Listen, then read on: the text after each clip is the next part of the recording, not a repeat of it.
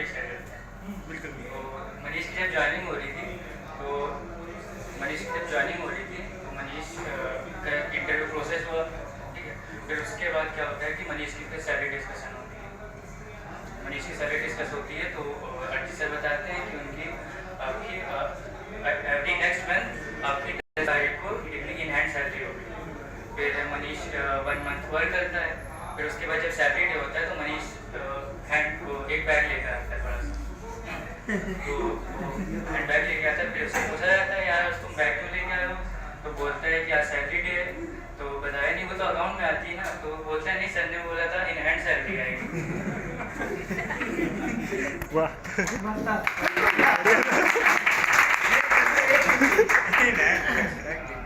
वैसे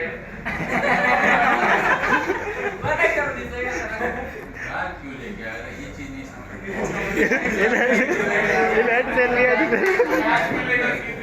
कैश मिलेगा, बैग भी क्या ज़्यादा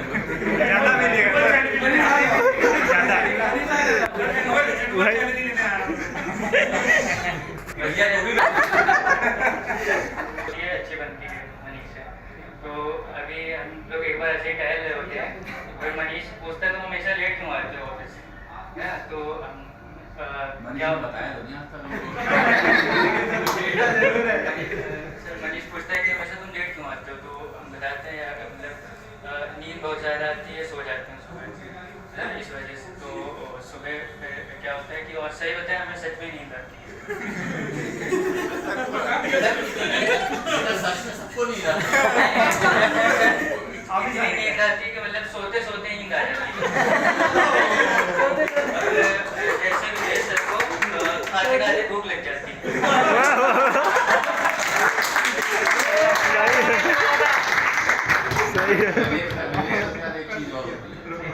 उनको बातें करते करते गुस्सा आ जाता है।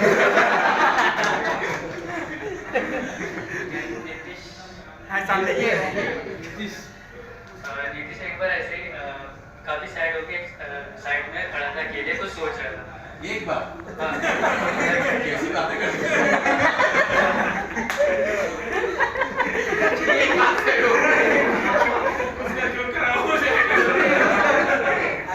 सर रोस्ट कर रहे हैं। तो नीतीश ऐसे खड़ा था, तो फिर हमने जाके पूछा क्या हुआ नीतीश, आजकल बहुत सोच रहे हो तुम, क्या हो गया? तो कहने लगा यार हमें एक बात नहीं समझ में आ रही है। हमने कहा क्या बात नहीं समझ में आ रही? बोलने लगा कि मेरे अंदर क्या कमी है बोलो। हमने कहा नहीं तो कोई भी कमी नहीं है। तो बोलता है कि ऑफिस वाले में निकाल क्यों नहीं रहे?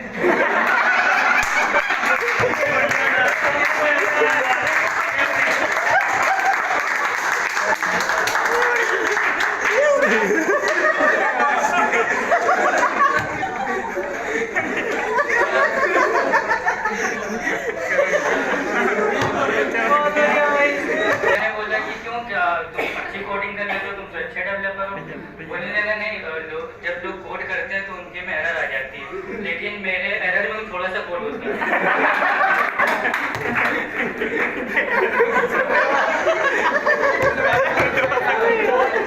वापस हम लोग मनीष की बात चली उस पर आते हैं।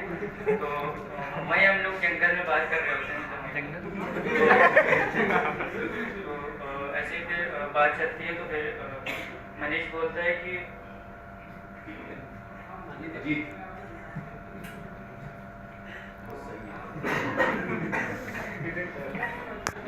कन्वर्सेशन होता है। तो मनीष बोलता है कि तुम्हें फ्यूचर की टेंशन नहीं होती है क्या?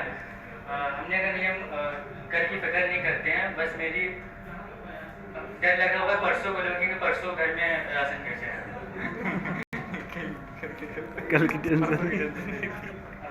फिर मनीष बोलता है फिर तो तुम्हारे माँ बाप बहुत निराश रहते होंगे तुमसे। तो हमने कहा नहीं, ऐसी कोई भी बात नहीं ना, वो निराश नहीं होते हैं क्योंकि वो पूरे टूट चुके हैं।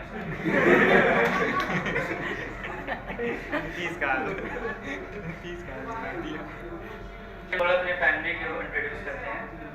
तो मेरा एक भाई है जिसको आर्ट में इंटरेस्ट है, आर्ट में।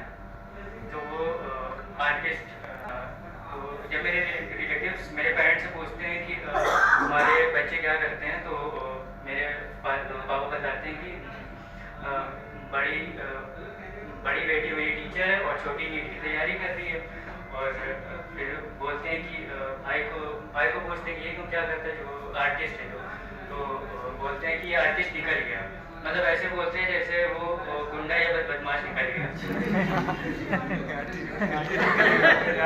ये आर्टिस्ट निकल गया।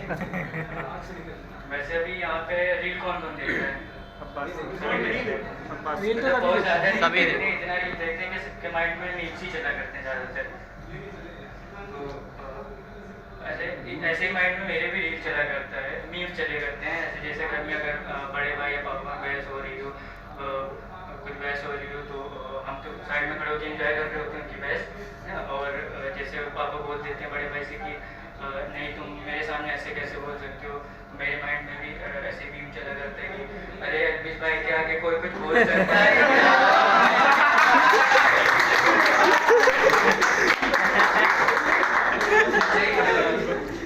एक माइक हिस्ट्री कैफे में एक सीरियस बात आ जाता है सॉफ्टवेयर, सॉरी